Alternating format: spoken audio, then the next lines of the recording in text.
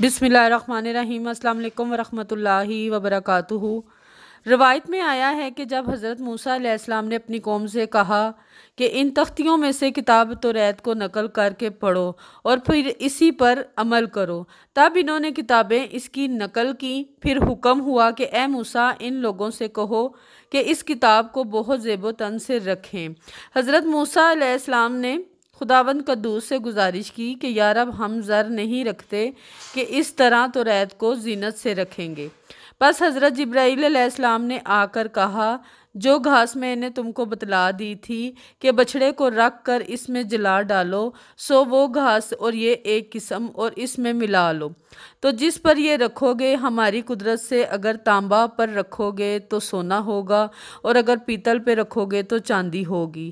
تب حضرت موسیٰ علیہ السلام نے ایک رکا یوشع کو لکھا اور ایک قارون کو لکھا کہ فلانی گھاس مجھے لا دو، اور ایک رکا کالوت کو بھی لکھا کہ فلانی گھاس مجھ کو درکار ہے، بھیج دو۔ تب تینوں نے گھاس منگوائی۔ قارون نے یوشع سے کہا کہ میں دیکھوں کہ تمہارے رکا میں حضرت موسیٰ علیہ السلام نے کیا لکھا ہے۔ قارون چونکہ چلاک تھا، اس نے ان کا رکا پڑھ کر پھر کالوت کے رکا کا مضمون بھی دریافت کیا، اور ان تینوں گھاسوں سے اس نے کیمیا گری سیکھ لی۔ وہ تینوں گھاسیں حضرت موسیٰ علیہ السلام کو لے جا کر قارون چونکہ حافظ توریت تھا، وہ سب دریافت کر کے چپکے سے جا کر گھر میں کیمیا بناتا رہا۔ اس سے اس نے بہت دولت جمع کر لی، بخبر خدا کہ کوئی بھی اس کے حال سے خبردار نہ تھا۔ خبر ہے کہ عمل قارون کا توریت پر تھا۔ جب دولت جمع ہوئی تو مال کی محبت اور بخل کی وجہ سے زکوٰۃ اور مال صدقہ نہیں دیتا تھا، اور پھر خدا کا حکم بھی نہیں مانتا تھا، اسی وجہ سے کافر مردود ہوا۔ قارون حضرت علیہ السلام کا چچیرا بھائی تھا۔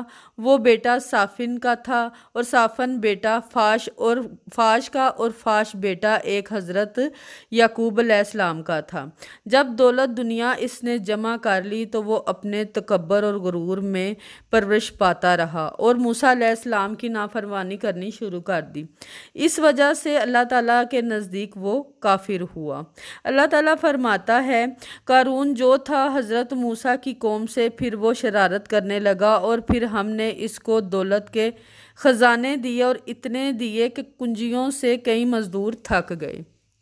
جب قارون کو اس قوم نے کہا کہ خوش مت ہو، یعنی اپنے حصے کے مطابق دنیا میں کھا اور پہن، اور اپنے زیادہ مال سے آخرت نہ کما، اور وہ کام کر جس سے خلق خدا کو فائدہ پہنچے اور ان پر تیرا احسان ہو، جیسا کہ احسان کیا اللہ تعالیٰ نے تجھ پر۔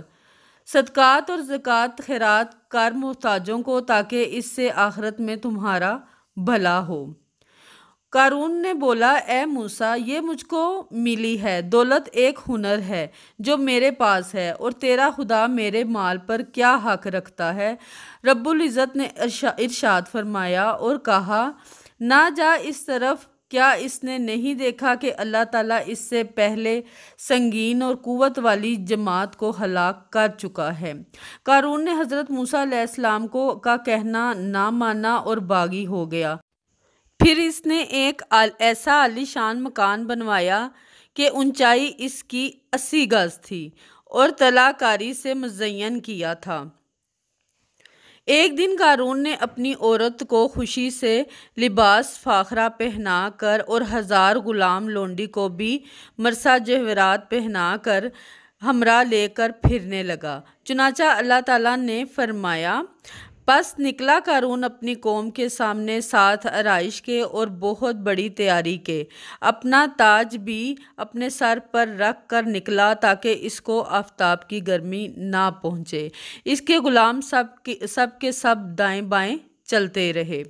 حضرت موسیٰ علیہ السلام کو وحی کی گئی کہ قارون کو کہہ دو کہ وہ اپنے مال میں سے زکوٰۃ ادا کرے، اور اس حساب سے ادا کرے کہ 1000 دینار میں سے 1 دینار فقراء اور مسکین کو دے، اگر نہ دے گا تو وہ مغضوب ہوگا۔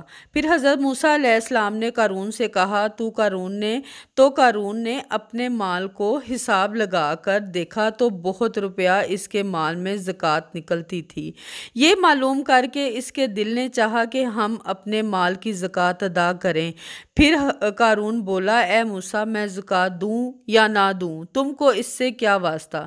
حضرت موسیٰ نے کہا، کیمیا گری سے سونے چاندی کے ظروف بناتے وقت جتنے ریزے گرتے ہیں اتنا فقیر محتاجوں کو دے ڈال، تب بھی زکوٰۃ تیری ادا ہو جائے گی۔ یہ سن کر قارون بولا، اگر میں زکوٰۃ مال کی دوں تو تیرا خدا مجھ کو کیا دے گا؟ حضرت موسیٰ نے کہا، اس نیکی کے سبب تجھ کو جنت ملے گی۔ پھر وہ مردود بولا کہ بحثت سے کیا کام ہے؟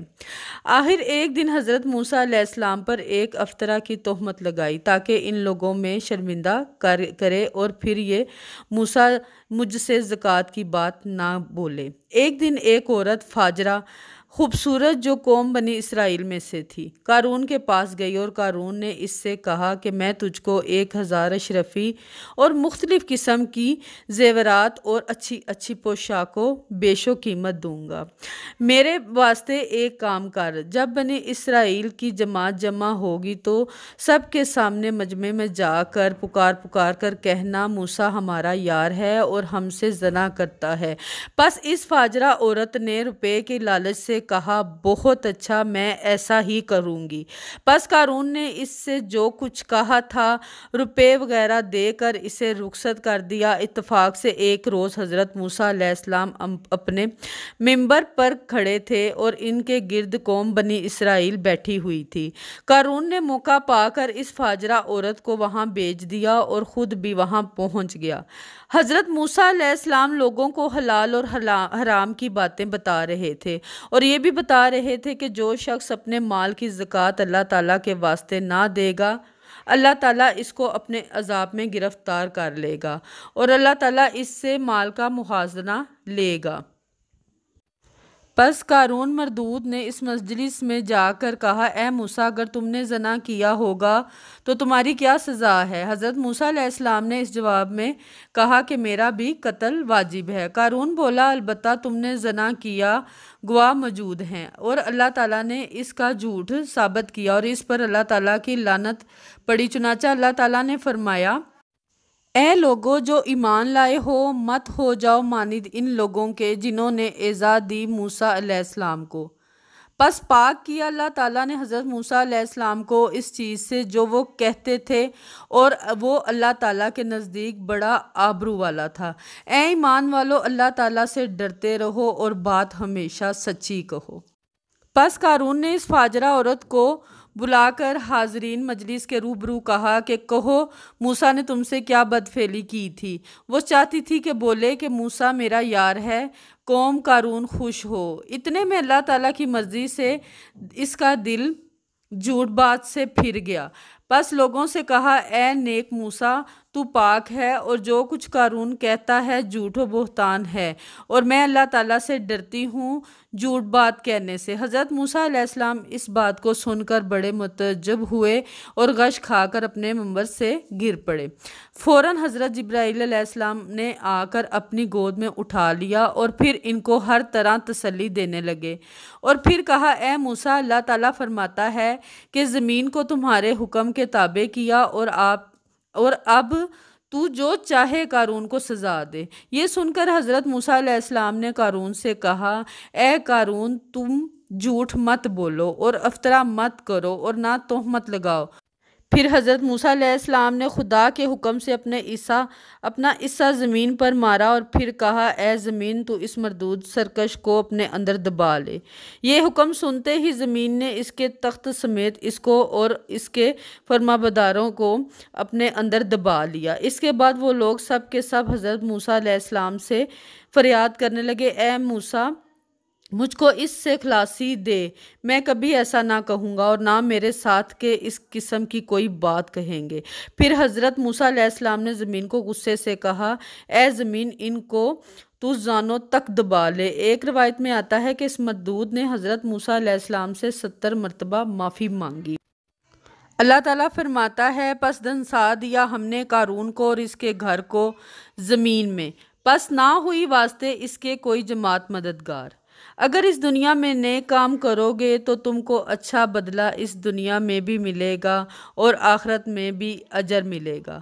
لہٰذا ہر شخص کو چاہیے کہ وہ ہمیشہ نیک کام کرے تاکہ بدلہ اس کو دو جہاں میں اچھا ملے۔ اگر آپ کو قصہ الانبیاء پسند آیا تو لائک اور شیئر ضرور کر دیں۔ اس کے علاوہ آپ کو کوئی بھی کسی قسم کا کوئی مسئلہ درپیش ہے تو مجھ سے پوچھیں، مجھ سے بات شیئر کریں، میں آپ کو قرآن اور حدیث کے مطابق اس کا وظیفہ بتاؤں گی اور انشاءاللہ جلد از جلد آپ کا مسئلہ حل ہو جائے گا۔ بے شک اللہ بڑا غفور الرحیم اور نہایت رحم کرنے والا ہے، وہ بڑی عظمت والا اور بڑی شان والا ہے۔